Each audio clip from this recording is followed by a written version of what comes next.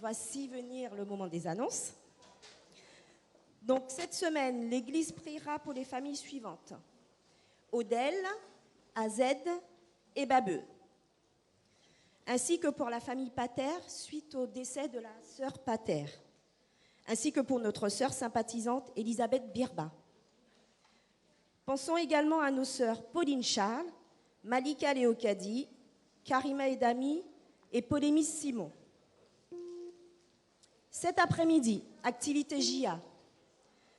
De 14h à 18h30 se déroulera l'énigme biblique du tison à l'aîné. L'ouverture de la première enveloppe se fera à 15h, très précise. Donc, apportez Bible, nouvelle Bible second pour les adultes et Bible parole de vie pour les jeunes, concordance, dictionnaire biblique et tous les outils utiles pour cette activité. La jeunesse compte sur le soutien des plus grands pour l'aider dans cette aventure. Lundi 1er février, de 10h30 à 15h, il y aura le moment de prière donc hebdomadaire à venir partager avec le groupe d'intercession. Mercredi 3 février, 18h études bibliques, 19h réunion de prière et 20h05 cours des moniteurs. Donc, petite annonce des JA, adhésion. Nous rappelons aux parents et aux jeunes que l'adhésion est obligatoire pour tous de 4 à 35 ans, mais la date limite a été dépassée. Il vous reste encore la possibilité de vous inscrire et nous devons nous montrer respectueux des règles et nous comptons sur votre compréhension et votre réactivité. Samedi 6 février, cérémonie d'engagement JA. Certains de nos jeunes ont décidé de franchir un pas avec Jésus comme sauveur et maître. Publiquement, devant vous, ils souhaitent vous associer à cet événement. Aussi, nous vous invitons le sabbat 6 février à cette grande fête JA. Nous comptons dès à présent sur vos prières afin que Dieu permette à ces jeunes de faire le bon choix qui les conduira à devenir disciples du Christ en acceptant le baptême. Dimanche 14 février, matinée sportive. Le département jeunesse propose une matinée donc sportive à tous ceux qui le désirent. Le sport développera nos qualités de persévérance, d'humilité, de don de soi et de fair-play. Donc le dimanche 14 février de 9h à 12h30, différentes activités vous seront proposées. Donc dès aujourd'hui, vous pouvez vous inscrire sous les tableaux dans la salle du bas. Samedi 20 février, donc la liturgie propose une soirée des talents. Donc tous les talents sont les bienvenus, peinture, dessin, poème, musique, photographie, même culinaire. Donc l'inscription se fait jusqu'au 31 janvier, donc demain, auprès des responsables de la liturgie.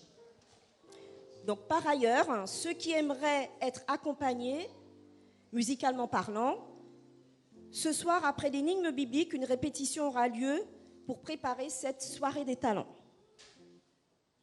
Samedi 27 février, l'EDS nous annonce donc son habituel et traditionnel et incontournable sabbat des invités qui aura lieu le samedi donc 27 février.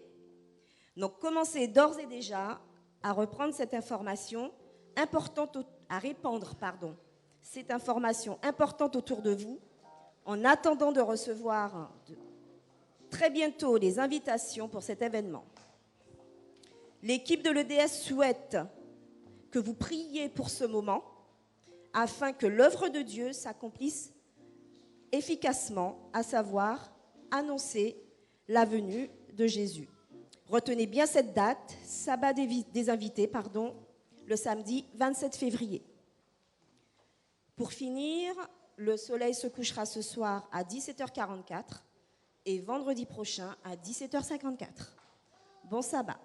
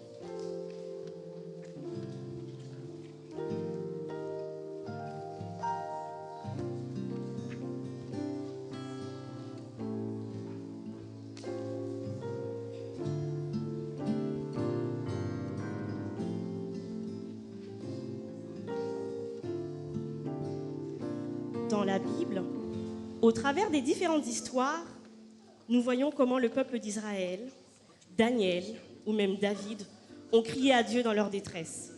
Ils ont reconnu avoir besoin de lui. Nous aussi avons besoin de notre Père pour avancer jour après jour. Nous avons besoin de lui au quotidien. Je vous invite donc à vous tenir debout pendant que les officiants nous rejoignent et nous interpréterons les paroles du chant « Oh, j'ai besoin de toi, j'ai besoin de ta voix ».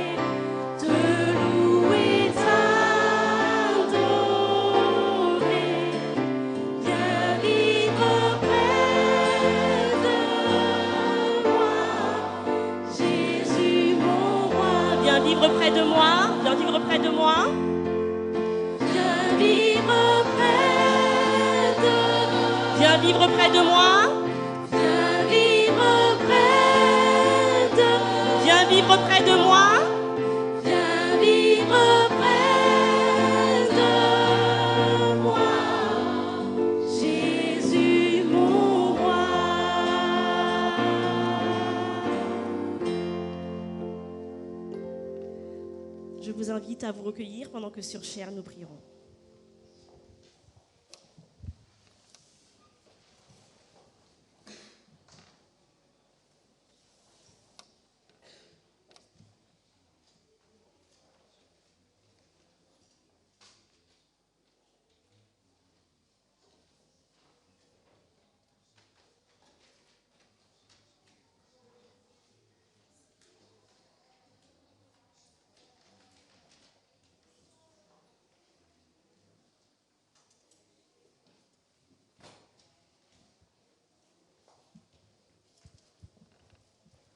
Au psaume 33, versets 1 à 3, nous lisons ceci.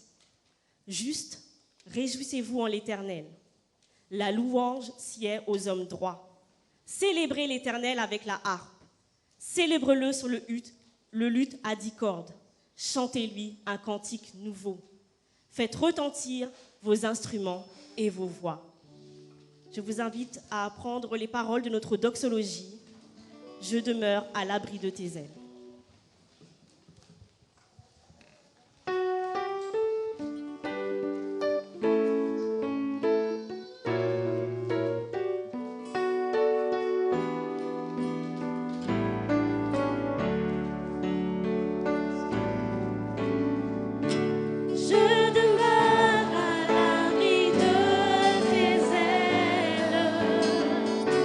Je me repose auprès de toi.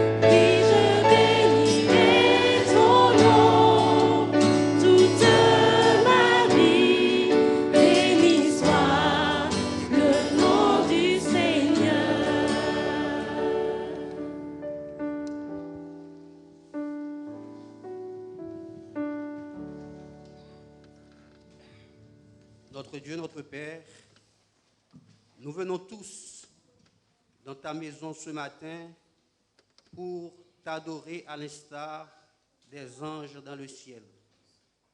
Que ton esprit puisse nous prendre en charge ce matin pour la compréhension et l'édification. Au nom de Jésus. Amen.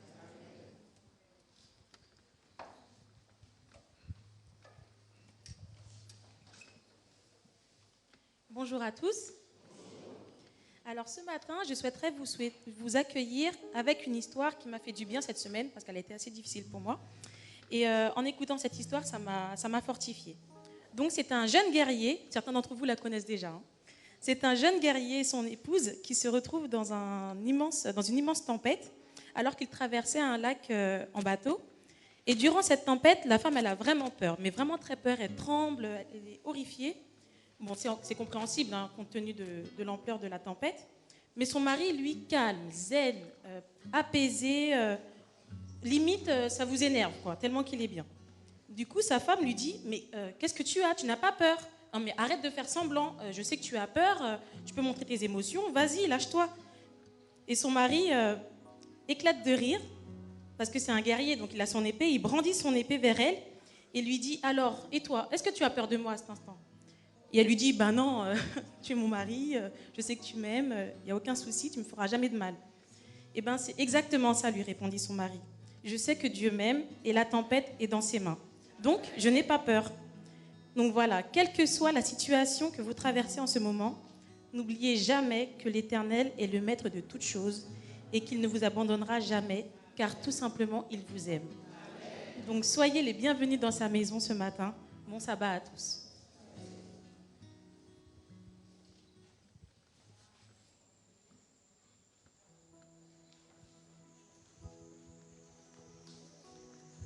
Au psaume 32, verset 5, nous lisons ceci.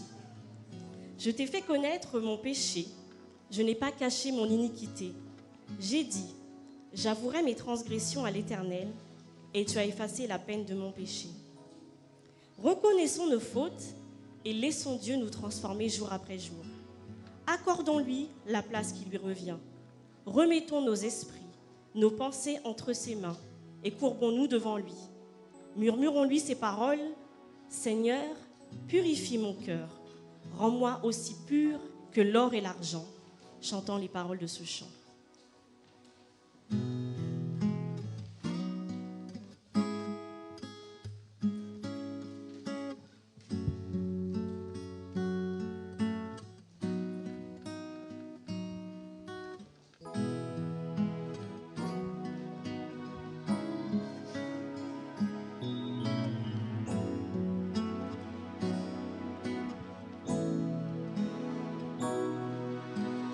Purifie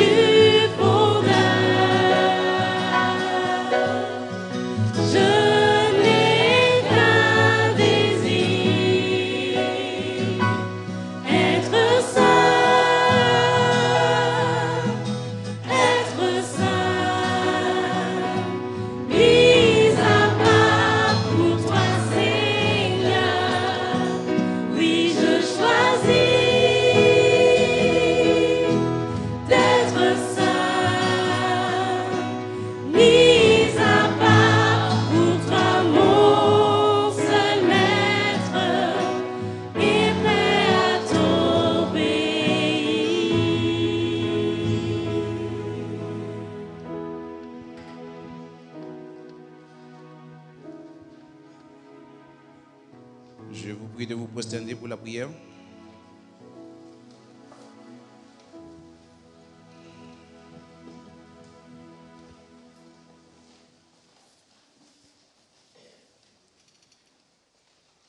Éternel, notre Dieu, notre Père, gloire, louange, honneur soit à ton nom.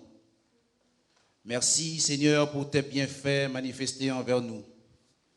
Nous voulons te dire merci, Seigneur, pour l'invitation que tu nous fais, Seigneur, ce matin, Seigneur, dans ta maison. Tu as conduit nos pas ici, Seigneur, pour que nous soyons en communion avec toi. Et nous voulons te dire merci d'un cœur sincère, reconnaissant, Seigneur, notre Dieu. Merci de la semaine que tu nous as permis de traverser en bien, conduit par ton esprit, protégé par tes saints anges. Éternel, notre Dieu, nous voulons te glorifier, te salmodier parce que tu es Dieu. Nous voulons te salmodier, te glorifier parce que tu es créateur, rédempteur. Nous voulons te salmodier parce que tu es notre Père. Et tu nous as qualifiés comme tes enfants. Seigneur, donne-nous, Seigneur, de nous soumettre à ta volonté afin que nous soyons de vrais enfants obéissants, reconnaissants. Seigneur, notre Dieu, notre Père, notre seul désir, c'est que nous soyons purs. Purifie nos lèvres, Seigneur, notre Dieu, afin qu'elles prononcent des paroles plaisantes devant ta face. Purifie chacun de nous, Seigneur, notre Dieu, en nous enlevant nos souillures, nos iniquités, nos imperfections. Éternel Dieu des armées, oui, purifie-nous en nous pardonnant de nos faiblesses, de nos mauvaises pensées, de nos mauvaises actions. Éternel notre Dieu, dispose-nous à toi, Seigneur, ce matin, notre cœur tout entier, afin, Seigneur, que tout ce que nous disons ou faisons soit de nature à te plaire, Seigneur. Il y en a de ceux qui sont venus avec les fardeaux, les soucis, les chagrins, les peines, Seigneur, notre Dieu, de la semaine. Tu connais mieux tes enfants que moi-même, Seigneur.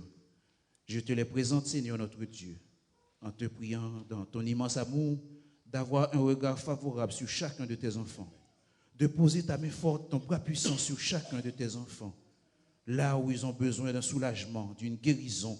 Seigneur, apaise, console pour notre Dieu rédempteur, afin qu'en sortant d'ici, nous soyons soulagés, Seigneur notre Dieu, parce que nous avons tout déposé à tes pieds.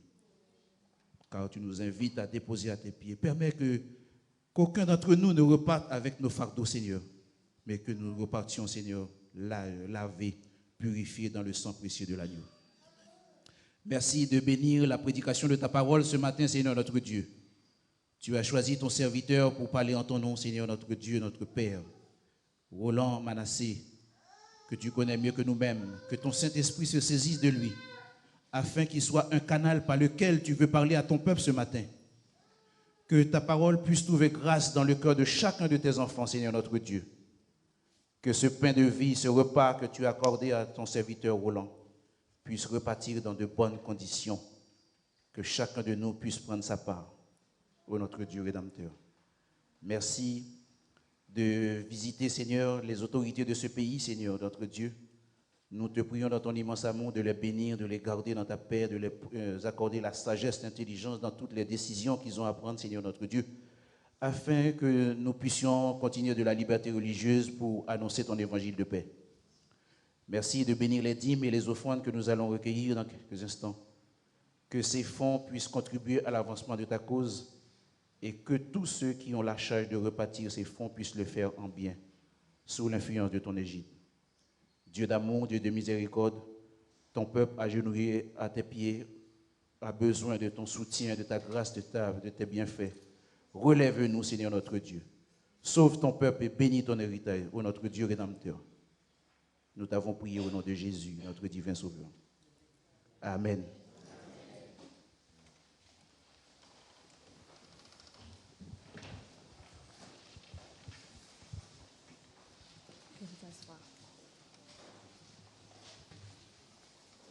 Jean 8, verset 12 nous dit, « Jésus leur dit encore, « Je suis la lumière du monde.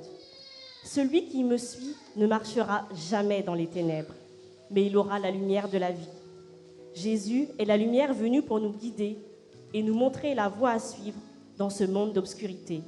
Lumière du monde venue dans l'obscurité.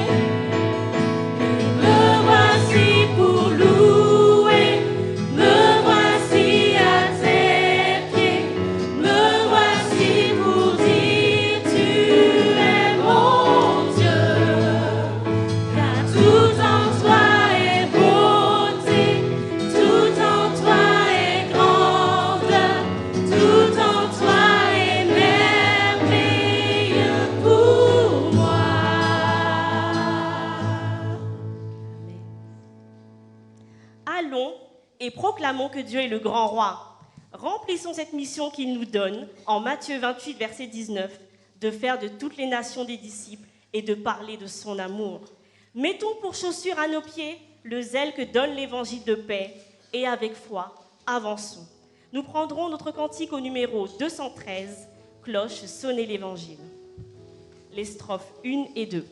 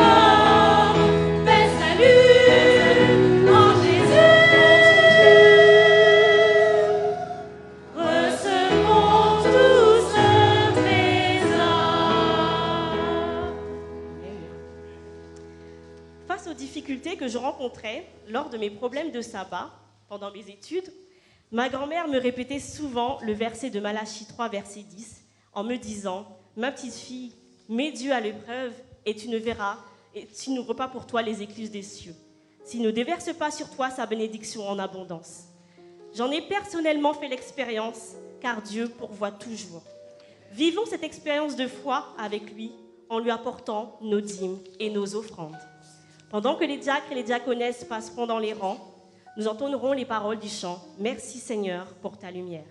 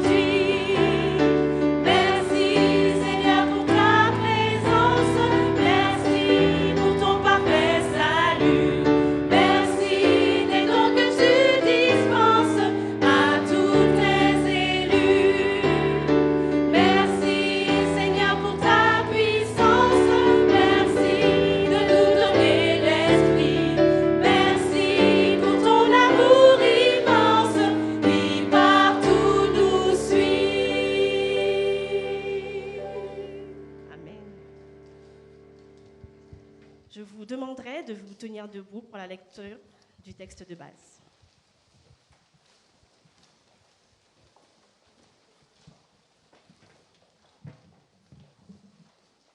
Bonjour à tous. Donc, le texte de base se trouve dans Daniel 7, au verset 9 à 10. Je regardais pendant que l'on plaçait des trônes, et l'Ancien des jours s'assit. Son vêtement était blanc comme la neige, et les cheveux de sa tête étaient comme la laine pure. Son trône était comme des flammes de feu, et les roues comme un feu ardent. Un fleuve de feu coulait et sortait de devant lui. 1000 milliers le servaient, et 10 000 millions se tenaient en sa présence. Les juges s'assirent, et les livres furent ouverts.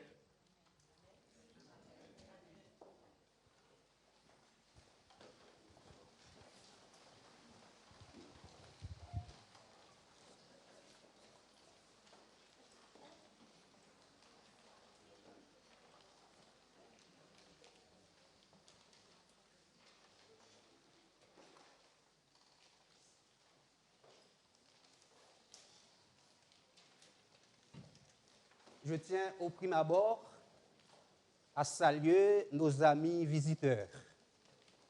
Je salue l'Église et je salue également les internautes qui nous suivent de loin.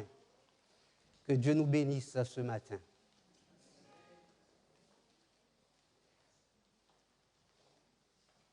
Vous savez, j'ai ce matin à présenter un sujet controversé qu'on n'aime pas souvent entendre.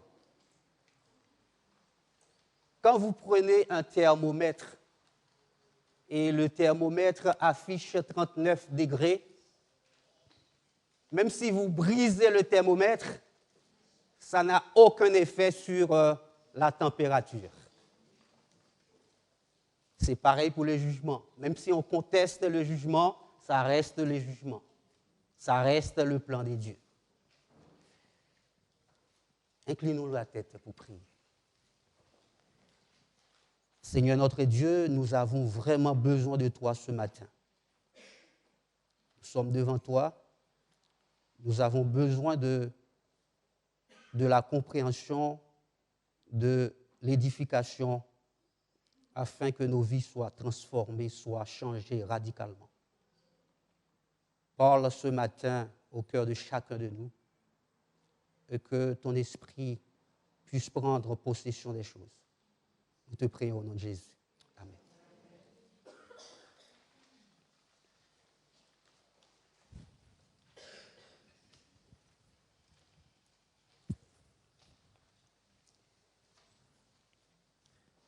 Le monde aujourd'hui approche. Le monde approche aujourd'hui du terme de sa longue histoire. Dieu a favorisé son peuple en lui donnant des révélations prophétiques concernant le temps présent, en lui montrant le développement des plans divins et en lui signalant les grands événements à venir. Les messages de l'esprit de prophétie donnés à l'Église adventiste complètent les prophéties de la Bible, ouvrent devant nous l'immense panorama des événements futurs et nous pressent de nous préparer pour la terrible crise imminente. Le prophète Daniel nous dit dans Daniel chapitre 12, verset 1er, que Michael se lèvera, lui, le défenseur des enfants du peuple des dieux, et que ce sera une époque de détresse telle qu'il n'y en a point eu de semblable depuis que les nations existent jusqu'à cette époque. Je crois que nous sommes quasiment arrivés à cette époque dont il est question. Et que ce que nous voyons maintenant n'est que la partie visible de l'iceberg. Très bientôt, les choses terribles et terrifiantes arriveront. Je me base sur la parole de Dieu pour le dire. Le Seigneur Jésus nous dit lui-même qu'il y aura de l'angoisse chez les nations qui ne sauront que faire au bruit de la mer et des flots. Jésus avait débuté son ministère en ces termes. Le temps est accompli, le royaume des dieux est proche, repentez-vous et croyez à la bonne nouvelle. Il disait bien le temps, il a employé l'article défini, car il y avait un temps fixé pour sa première venue. Et s'il était là, physiquement en personne, je crois qu'il nous dirait, le temps du jugement est sur le point de s'achever, préparez-vous. Préparez-vous. En effet, il y a un temps fixé pour le jugement. Et dans Actes chapitre 17, versets 30 à 31, il nous est dit, Dieu, sans tenir compte des temps d'ignorance, annonce maintenant à tous les hommes, en tout lieu, qu'ils ont à se repentir. Parce qu'il a fixé un jour où il jugera le monde selon la justice, par l'homme qu'il a désigné, ceux dont il a donné à tous une épreuve certaine en le ressuscitant des morts. De son côté, Salomon nous dit dans Ecclésiaste, chapitre 12, verset 1er, « Jeune homme, réjouis-toi dans les jours de ta jeunesse. Livre ton cœur à la joie pendant les jours de ta jeunesse. marche dans les voies de ton cœur et selon les regards de tes yeux. Mais sache que pour tout cela, Dieu t'appellera en jugement. Le verset 15 de ce même chapitre poursuit en disant « Crains Dieu et observe ses commandements, c'est là ce que doit faire tout homme, car Dieu amènera toute œuvre en jugement au sujet de ce qui est caché, soit bien, soit mal. » En 1844, notre grand prêtre, notre souverain sacrificateur, est entré dans les lieux très saints du sanctuaire céleste pour y commencer l'instruction du jugement. Le cas des chrétiens décédés ont passé en revue devant Dieu. Cette œuvre, une fois achevée, c'est sur les vivants que le jugement va être prononcé.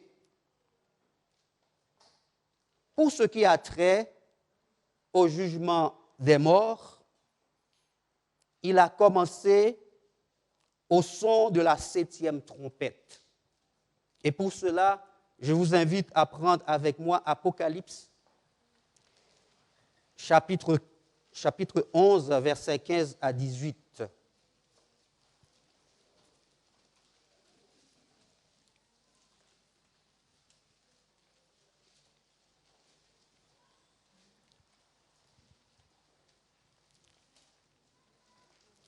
Le texte nous dit que le 7e ange sonna de la trompette.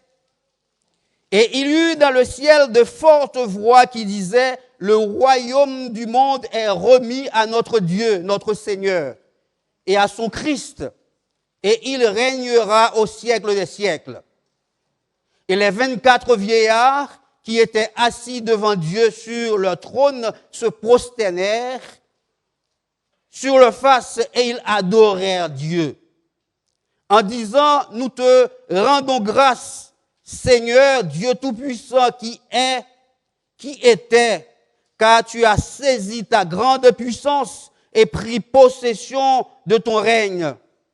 Les nations se sont irritées, ta colère est venue et le temps est venu de juger les morts, de récompenser tes serviteurs, les prophètes, les saints et ceux qui craignent ton nom, les petits et les grands, et d'exterminer ceux qui détruisent la terre. » Donc, le jugement a commencé au son de la 7e trompette. Faisons un petit peu l'histoire. Les trompettes, ce sont des combats, ce sont des conflits, ce sont des guerres. Et c'est le prophète, plutôt c'est l'apôtre Paul qui a dit dans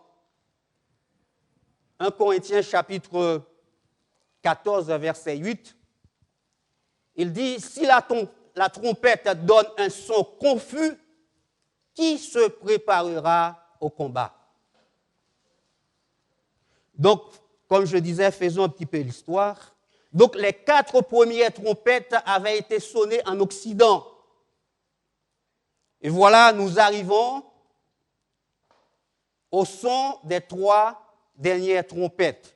Pour cela, allons dans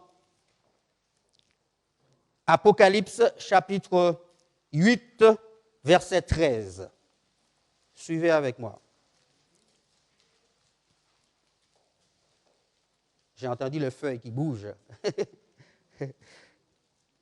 Ok, au verset 13, il dit « Je regardais et j'entendis un aigle qui volait au milieu du ciel, disant d'une voix forte, « Malheur, malheur, malheur aux habitants de la terre à cause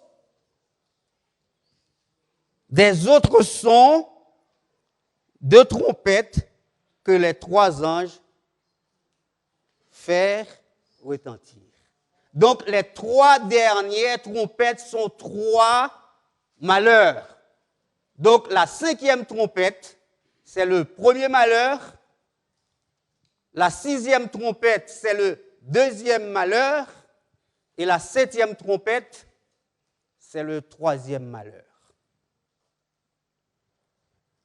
Donc, la 5e trompette, qui est le premier malheur, commença à sonner avec précision le 27 juillet 1299. Et ça devait durer 5 mois prophétiques. 5 mois prophétiques, ça nous donne 150 ans. C'était quand un roi musulman Othman du nom Othman Ier prenait le contrôle des choses. C'était le son de la 5e trompette, le premier malheur. Et ça a duré effectivement 150 ans. Donc le premier malheur, la 5e trompette, avait pris fin le 27 juillet 1449. Et tout de suite, le 2e malheur, la 6e trompette, commençait à sonner. Et vous voyez que la Bible est précise. Elle dit, chapitre 9, si vous suivez avec moi, au verset 15. Vous y êtes? Il dit, et les 4 anges qui étaient prêts pour l'heure, le jour, le mois et l'année furent déliés afin qu'ils tuent le tiers des hommes. Donc, on a donné ça en termes de l'heure, le jour, le mois et l'année prophétique. Et quand vous calculez tout ça, ça vous donne 391 ans et 15 jours. Effectivement, le 2e malheur, qui est la 6e trompette, a duré 391 ans et 15 jours. Parce que le 27 juillet 1449, c'était le début de l'Empire ottoman. Et l'Empire ottoman a pris fin le 11 août 1840. La Bible ne ment pas. Donc, l'Empire ottoman, à cette date-là, est passé sous le contrôle des puissances occidentales. Et c'était la fin du son de la 6e trompette, qui est le 2e malheur. Donc, la 6e trompette a fini de sonner, et nous voici à la 7e trompette. Donc, la 7e trompette avait commencé à sonner en 1844 avec le jugement des vivants, des morts. Et nous venons de lire que le cas des chrétiens décédés ont passé en vue devant Dieu. Cette œuvre, une fois achevée, c'est sur les vivants que le jugement va être prononcé. Combien précieux, combien importants sont ces moments solennels. Le cas de chacun de nous va être examiné dans la cour céleste. Chaque individu sera jugé d'après les actes commis étant dans son corps. Dans le service symbolique, alors que l'œuvre expiatrice était effectuée par le souverain sacrificateur dans les lieux très saints du sanctuaire terrestre, le peuple devait affliger son âme devant Dieu, confesser ses péchés pour en obtenir l'expiation et l'effacement. Peut-on exiger moins en ce jour réel, jour cosmique des expiations, au moment où Christ plaide pour son peuple là-haut, dans le sanctuaire, et qu'une sentence finale et irrévocable est sur le point d'être prononcée sur chacun? Dans quelles conditions nous trouvons-nous en ce terrible jour solennel? Hélas, que d'orgueil domine l'Église, que l'amour du vêtement, de frivolité, d'amusement, que d'ambition de s'élever. Dans Ésaïe chapitre 2, versets 11 à 12, il est dit, « L'homme au regard hautain sera abaissé, et l'orgueilleux sera humilié, l'Éternel seul sera élevé ce jour-là, car il y a un jour pour l'Éternel des armées contre tout homme orgueilleux et hautain, contre quiconque s'élève afin qu'il soit abaissé. » Que l'Église se lève et se repente devant Dieu de ses infidélités. Que les sentinelles se réveillent et fassent clairement retentir le son de leur trompette. Il faut donner un avertissement précis. Dieu donne cet ordre à ses serviteurs. Crie à plein gosier, ne te retiens pas, élève la voix comme une trompette et annonce à mon peuple ses iniquités et à la maison de Jacob ses péchés. Ésaïe chapitre 58, verset 1er. Le prophète Joël, de son côté, nous parle en ces termes. Sonnez de la trompette en Sion, publiez un jeûne, une convocation solennelle, assemblez le peuple, formez une sainte réunion, assemblez les vieillards, assemblez les enfants, même les nourrissons à la mamelle. Que l'époux sorte de sa demeure et l'épouse de sa chambre. Qu'entre le portique et l'autel pleurent les sacrificateurs serviteurs de l'Éternel et qu'ils disent, Éternel, épargne ton peuple. Nous devons nous rappeler que nous sommes au jour cosmique des expiations. C'est pourquoi nous devons chercher à avoir devant Dieu une telle attitude. Nous ne sommes pas au jour de fête. Nous sommes au jour antitypique des expiations.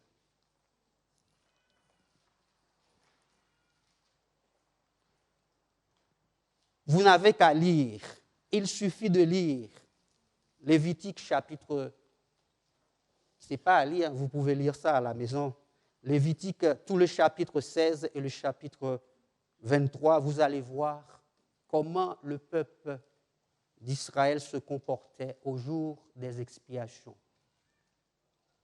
Et si le peuple se comportait de telle manière, nous qui sommes au jour cosmique des expiations, à combien plus forte raison ne devrions-nous pas avoir une attitude d'humiliation devant Dieu?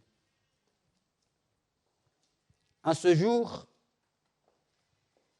nous devons avoir un meilleur comportement, une meilleure compréhension de ce que Dieu veut réaliser en nous. Parfois, nous confondons souvent ce que Dieu a fait pour nous avec ce que Dieu veut faire en nous. À la croix, Dieu avait fait quelque chose pour nous, pour l'humanité tout entière à la croix. Mais il veut réaliser quelque chose en nous, peuple de Dieu. Et c'est pour cela que je vous invite à tourner un petit peu en arrière dans Apocalypse chapitre 10. Apocalypse chapitre 10, versets 5 à 7. Vous suivez avec moi. Apocalypse 10, versets 5 à 7. Il dit que « Et l'ange que je voyais debout sur la mer et sur la terre leva sa main droite vers le ciel et jura par celui qui vit au siècle des siècles, qui a créé le ciel et ce qui s'y trouve, la terre et ce qui s'y trouve, et la mer et ce qui s'y trouve, qu'il n'y aura plus de délai, il n'y aura plus de temps, mais qu'au jour de la voix du 7e ange, quand il sonnerait de la trompette, le mystère des dieux s'accomplirait comme il a annoncé à ses serviteurs, les prophètes. Le mystère des dieux doit s'accomplir en nous. Mais c'est quoi exactement le mystère des dieux? C'est dans Colossiens chapitre 1er, versets 26 à 27. Ce texte parle du mystère des dieux. Il dit « Christ en vous, l'espérance de la gloire ». Il va arriver un moment où Christ va habiter en chacun de nous, sans partage. Et c'est ce que Jésus est en train de faire dans les lieux très saints du sanctuaire céleste. Il est en train de faire l'expiation pour effacer nos péchés, pour enlever nos péchés. Voyons une illustration. Si vous avez une maison, un duplex, vous étiez sorti et vous arrivez à la maison et tout à coup, vous voyez que le rez-de-chaussée est rempli d'eau. Il y a de l'eau. Qu'est-ce qui s'est passé? C'est les robinets en haut qui coulent. Qu'est-ce que vous allez faire? Vous allez prendre une serpillière pour ramasser, essuyer l'eau au rez-de-chaussée, ou bien vous allez monter pour couper l'eau. Qu'est-ce que vous allez faire? Voilà. Donc la source d'où vient le péché, c'est où? C'est nos cœurs. Dieu s'attaque à cette source-là. Et lorsqu'il aura terminé son œuvre d'expiation, Christ trouvera bon d'habiter en nous, parce que nous serons sa demeure, sans partage. Savez-vous pourquoi Dieu veut nous purifier en tant que son peuple? Savez-vous pourquoi il veut nous juger en effaçant nos péchés et nos iniquités? C'est parce qu'il a un merveilleux plan pour nous, un projet extraordinaire, celui d'habiter en nous. Et c'est dans Apocalypse chapitre 21, verset 3.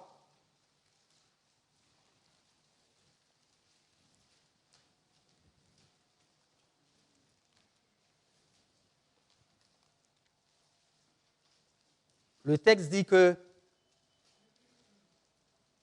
j'entendis du trône une forte voix qui disait « Voici le tabernacle des dieux avec les hommes. Il habitera avec eux et ils seront son peuple et Dieu lui-même sera avec eux. » Donc le projet de Dieu, c'est d'habiter avec nous. La Bible nous dit que Dieu est un feu dévorant. À cause du péché, nous sommes une matière combustible. Comment la matière combustible peut-elle se mélanger avec le feu? Le seul moyen possible pour la cohabitation, c'est la purification du sanctuaire. Dieu avait montré à Moïse la possibilité de la cohabitation. Moïse était dans le désert, faisant paître le troupeau, et tout à coup, il vit un buisson. Ceci était en feu et ne se consuma pas. Le feu, c'est Dieu, et les buissons, c'est nous. Il y a donc la possibilité que Dieu puisse habiter en nous.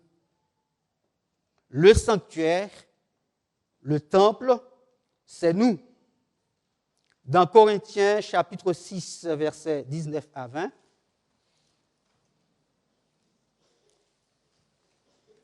Corinthiens chapitre 6, versets 19 à 20, il est dit, « Ne savez-vous pas que votre corps est le temple du Saint-Esprit qui est en vous, que vous avez reçu des dieux et que vous ne vous appartenez point à vous-même, car vous avez été rachetés à un grand prix. Glorifiez donc Dieu dans votre corps et dans votre esprit qui appartiennent à Dieu. » Un petit peu en arrière, dans toujours Corinthiens, chapitre 3, la même chose est répétée au verset 16. Il dit, « Ne savez-vous pas que vous êtes le temple de Dieu et que l'Esprit de Dieu habite en vous? Si quelqu'un détruit le temple de Dieu, Dieu le détruira, car le temple de Dieu est saint et c'est ce que vous êtes. » Nous avons intérêt à bien traiter le temple de Dieu que nous représentons.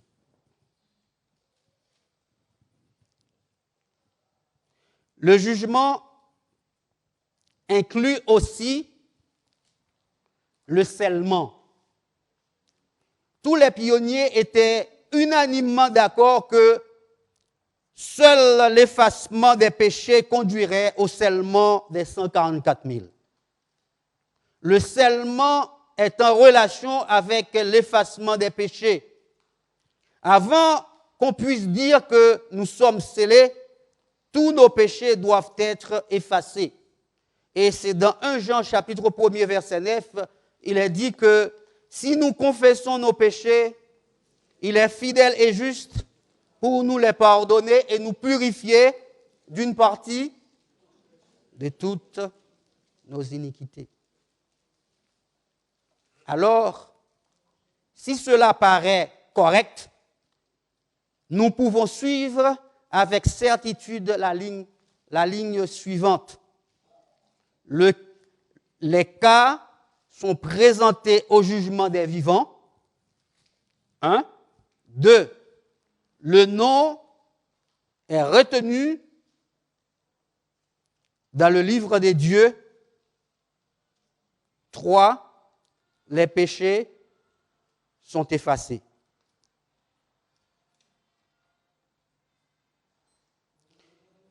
C'est Jésus qui disait dans Apocalypse 3, verset 5, rapidement. Apocalypse chapitre 3, verset 5.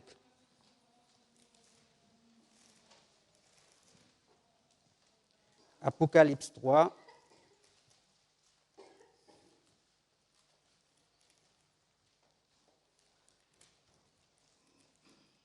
Verset 5. Jésus disait, « Celui qui vaincra sera ainsi revêtu de vêtements blancs. Je n'effacerai point son nom du livre de vie et je confesserai son nom devant mon Père et devant ses anges. »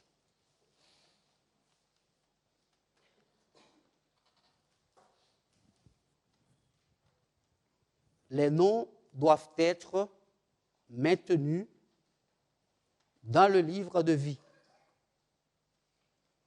Et si le jugement se termine et que les noms ne sont pas retenus dans le livre de vie, ça veut dire que ça équivaut à la mort éternelle. On est perdu en tant qu'adventiste. Donc le nom doit être maintenu dans le livre de vie avant la fin du jugement des vivants. Il est question de scellement. Apocalypse 7. Apocalypse 7, le scellement. partir du verset 1er. Il dit, après cela, je vis 4 anges debout aux 4 coins de la terre. Ils retenaient les 4 vents de la terre afin qu'il ne souffle point de vent sur la terre, sur la mer et sur aucun arbre. Et je vis, verset 2, et je vis un autre ange qui montait du côté du soleil levant et qui tenait le sceau du Dieu vivant. Il cria d'une voix forte aux 4 anges à qui il avait été donné de faire du mal à la terre et à la mer. Et il dit, ne faites point de mal à la terre, ni à la mer, ni aux arbres, jusqu'à ce que nous ayons marqué du sceau le front des serviteurs de notre Dieu. Des serviteurs des dieux. Donc le jugement doit commencer d'abord par la maison des dieux. 1 Pierre chapitre 4, verset 17.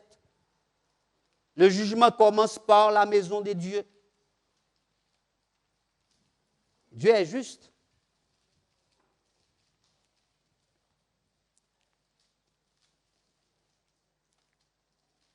Il y a un autre endroit, il y a 2 endroits dans la Bible où il est question de scellement.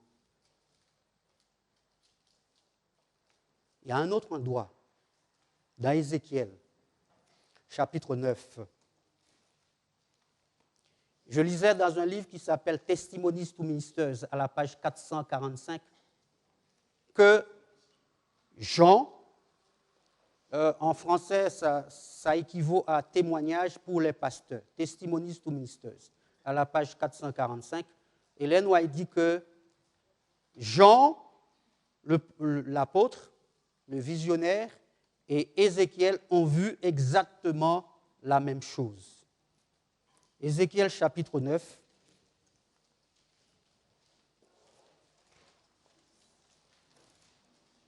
À partir du verset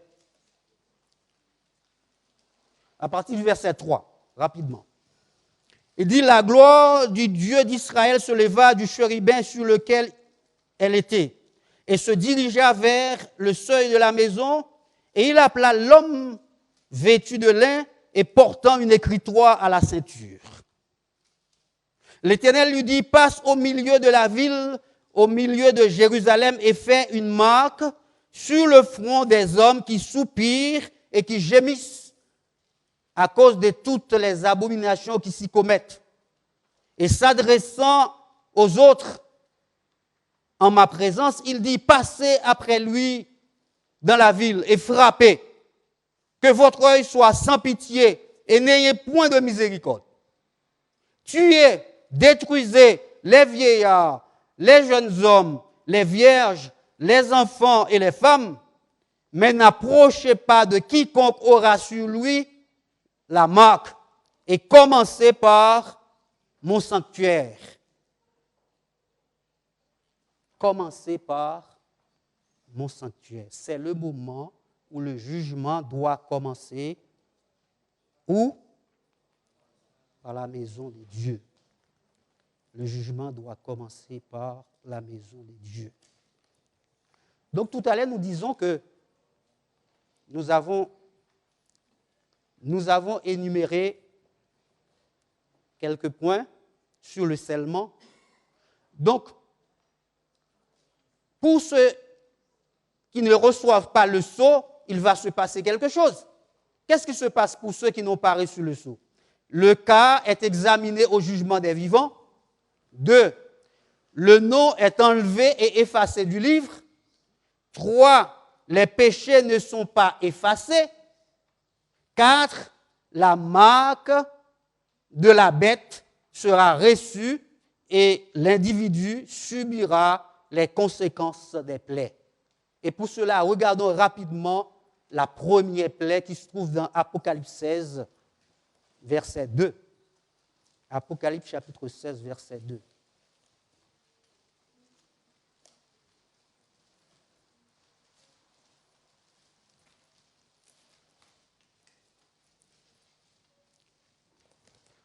Il dit, le premier, c'est 7 anges qui ont 7 coupes. C'est les coupes de la colère des dieux, ce sont les plaies. Il dit, le premier alla, il versa sa coupe sur la terre, et un ulcère malin et douloureux frappa les hommes qui avaient la marque de la bête et qui adoraient son image. Donc, si vous n'avez pas reçu le sceau de Dieu, inévitablement, vous allez recevoir la marque de la bête. Et si vous recevez la marque de la bête, vous allez recevoir les conséquences de la colère de Dieu. Et ça, c'est très important, frères et sœurs. Il y a beaucoup de choses à dire, mais le temps manque. Le temps est court, mais quand même, je prends quelques minutes et quelques 5 minutes pour vous lire un extrait. C'est un extrait que j'ai puisé dans un témoignage, volume 1, à la page 384. Témoignage, volume 1, page 384. Le texte dit que le vrai peuple des dieux qui a à cœur l'œuvre du Seigneur et le salut des âmes considérera toujours le péché dans sa terrible réalité. Il acceptera toujours que lui soient fidèlement et clairement révélés les péchés qui l'assaillent si facilement. Il aura un sens aigu de ses fautes, tout particulièrement aux dernières heures de l'histoire de l'Église, au moment où sont scellés les 144 000 qui doivent se tenir sans tache devant le trône des dieux. Cela est tout particulièrement souligné dans la vision du prophète Ézéchiel par les hommes qui avaient chacun leur instrument de destruction à la main. Il y aura au milieu d'eux un homme vêtu de lin qui portait une écritoire à la ceinture. L'Éternel lui dit, passe au milieu de la ville, au milieu de Jérusalem, et fais une marque sur le front des hommes qui soupirent et qui gémissent à cause de toutes les abominations qui s'y commettent. Il dit, remarquez bien ceci, les enfants des dieux qui reçoivent la marque de la vérité écrite en eux par la puissance du Saint-Esprit, c'est l'œuvre accomplie par l'homme vêtu de lin. Sont ceux qui soupirent et qui gémissent à cause de toutes les abominations qui s'y commettent dans l'Église. Leur amour de la pureté, de l'honneur et de la gloire des dieux est tel, et ils ont un sens si aigu du caractère odieux du péché qu'ils sont représentés comme étant en agonie, soupirant et gémissant, qu'on lise le chapitre 9 d'Ézéchiel. Et dans un livre qui n'est pas traduit en français, qui s'appelle Manuscript Release, volume 1, à la page 260, il est dit « Étudiez le chapitre 9 d'Ézéchiel. Le temps s'écoule, le peuple est endormi. » Il dit « Ce passage s'accompliront à la lettre. » Ce n'est pas moi qui vous dis, c'est l'esprit des prophéties. Ou bien on croit dans l'esprit des prophéties, ou bien on ne croit pas. Moi, je crois parce que je pense que cette sœur avait l'inspiration de Dieu. On va terminer, chers amis. J'ai d'autres choses, mais le temps n'est pas suffisant. Mais tout ce que je pouvais vous dire, tu sais, quand on parle de jugement, personne n'aime aller au tribunal. Mais dans ce jugement, c'est que le juge est notre avocat. C'est ça qui est important. Jésus, c'est lui qui est le juge, mais il est aussi notre avocat. Et il y a quelque chose que je voulais vous dire au départ. Je voulais vous rassurer que Dieu nous aime. Il nous aime d'un amour éternel. Et c'est pour ça que Jésus est venu dans ce monde. La Bible est claire. La Bible dit que Dieu a tant aimé le monde qu'il a donné son Fils. Et Jésus ne veut qu'aucun de nous soit perdu. C'est l'apôtre Pierre, je pense, qui dit que Dieu ne tarde pas dans l'accomplissement de sa promesse. Mais il use de patience, ne voulant qu'aucun de nous soit périssent. Dieu nous aime. Et je vais vous rassurer par un dernier texte pour terminer. Parce que très souvent, nous pensons que le jugement est une mauvaise chose. Mais le jugement est une bonne nouvelle. C'est une bonne nouvelle pour Dieu parce qu'au cours du jugement, Dieu sera blanchi, Dieu sera purifié. C'est comme au temps de Job, parce que Dieu disait à Satan que Job est intègre et droit. Mais devant les anges fidèles à Dieu, Satan disait que c'est parce que tu as donné beaucoup de bien à Job. Donc les anges étaient dans la suspicion. Ils ne savaient pas qui a raison dans cette histoire. Il a fallu que Job fasse la démonstration pour montrer que c'est Dieu qui a raison. Aujourd'hui, Dieu est en train de chercher un peuple pour pouvoir présenter ce peuple dans le monde. Parce que Dieu dit que je vais avoir en fin de compte un peuple, un vrai peuple, un peuple qui ne pêche plus. Ce sera la crème de la crème. Et Dieu réussira par avoir ce peuple. Je disais dans le psaume, pour terminer, le psaume 95, et ce matin, je suivais les chantres, je lisais ce psaume, je ne sais pas, mais c'est Dieu qui nous conduit, c'est lui qui nous inspire tous, à partir du verset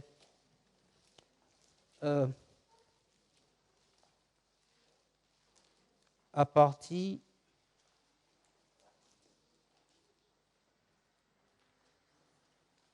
« 95. Oui. Il dit, allons au-devant de lui avec des louanges, faisons retentir des cantiques en son honneur. Car l'Éternel est un grand Dieu, il est un grand roi au-dessus de tous les dieux. Il tient dans sa main les profondeurs de la terre et les sommets des montagnes sont à lui.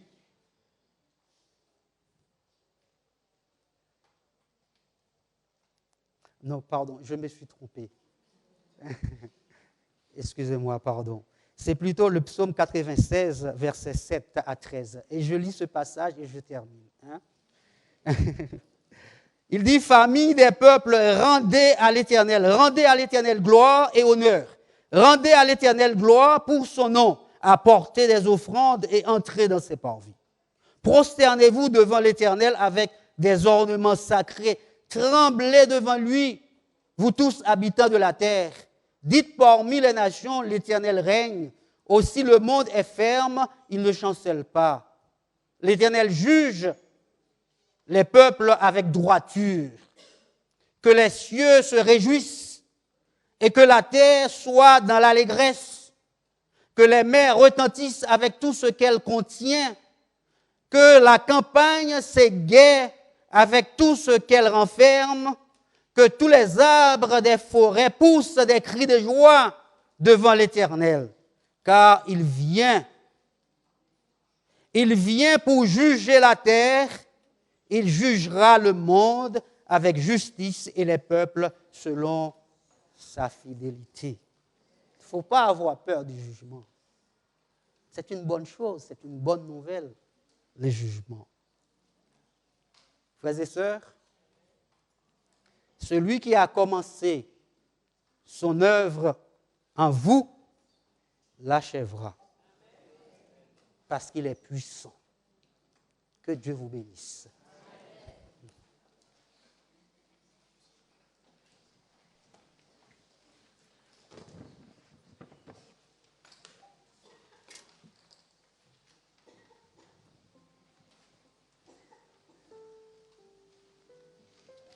Tenons-nous prêts pour le prochain glorieux retour de notre Sauveur et soyons attentifs au son de la trompette qui a retenti. Nous prendrons nos hymnes de louange au numéro 115. La trompette a retenti, la première strophe.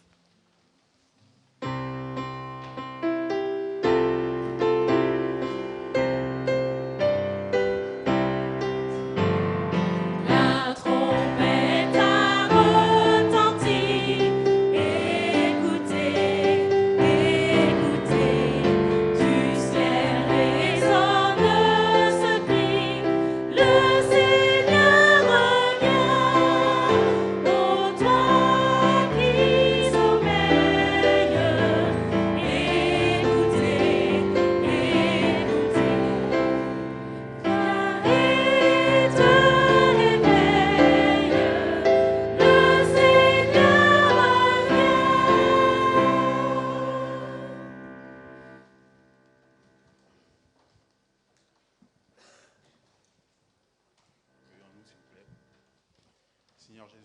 Père éternel, après cette belle prédication que nous venons d'avoir, c'est vrai que le temps est compté, que les choses sont dures.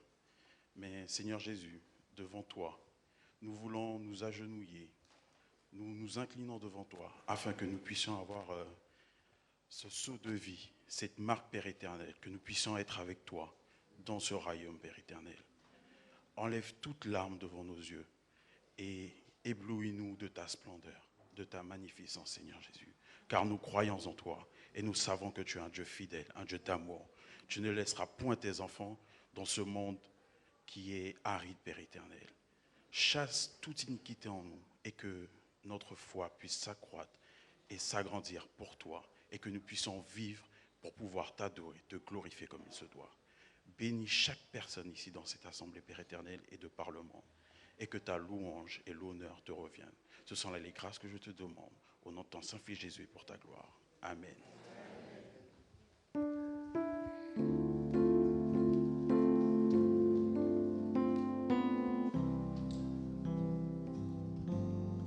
À genoux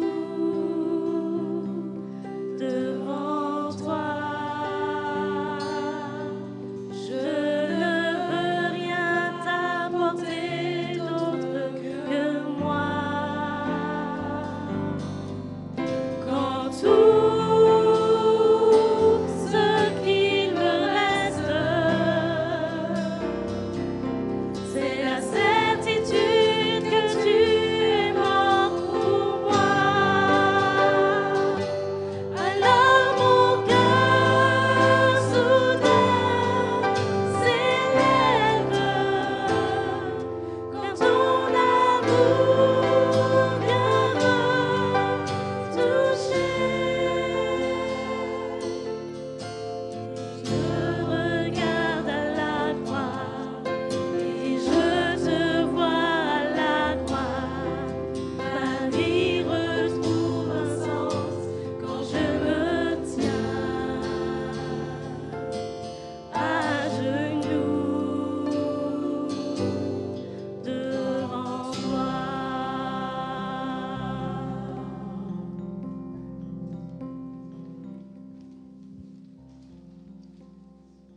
Recevons la bénédiction. Que le Dieu de paix vous sanctifie lui-même tout entier et que tout votre être, l'esprit, l'âme et le corps soient conservés sans reproche lors de l'avènement de notre Seigneur Jésus-Christ. Allons en paix au nom de Jésus. Amen.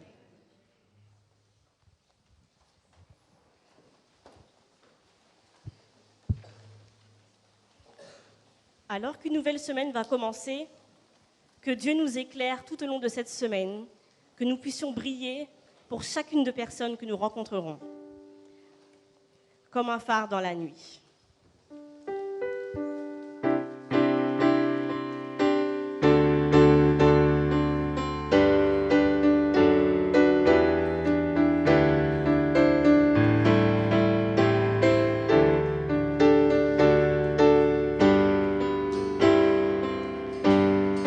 Sans ta lumière, Seigneur, que ferions-nous dans ce monde perdu au large, dans le brouillard, au gré des vents? Sans ta lumière, Seigneur, où irions-nous dans ce monde? La mer est immense, sans ta présence, que ferions-nous? Comme un phare dans la nuit, Comme un phare dans la nuit, tu brilles sur tes enfants, tu nous guides vers le port, au cœur de ton amour. Comme un phare dans la nuit, tu brilles sur tes enfants, tu nous guides vers le port, au cœur de ton amour.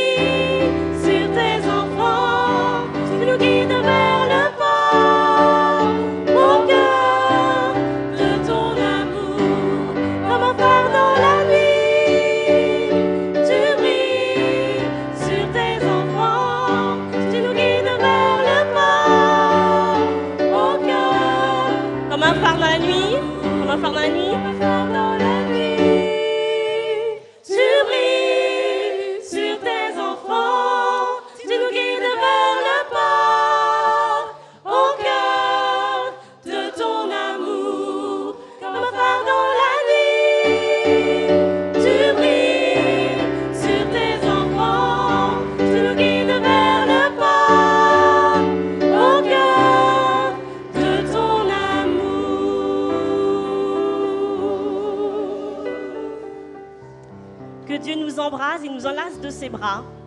Seigneur, je me rends. Transforme aujourd'hui mon cœur.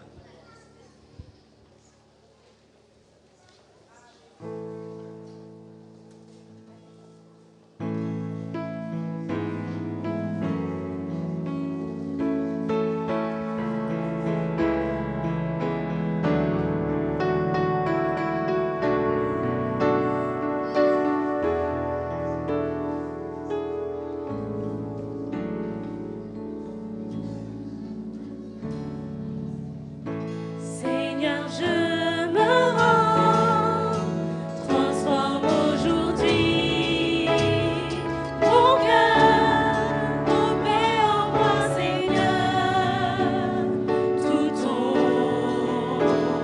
amour.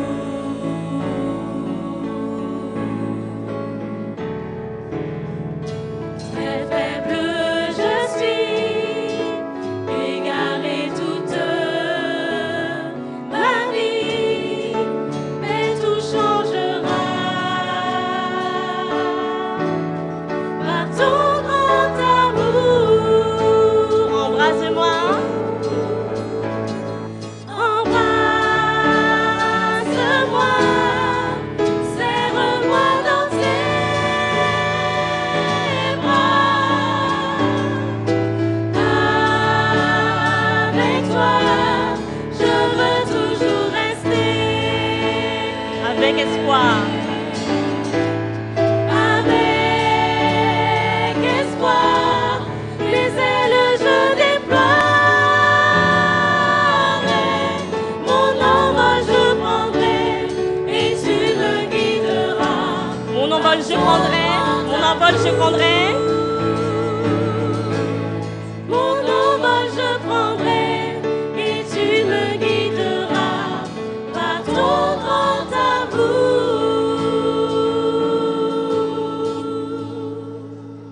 Amen. Bon sabbat à tous.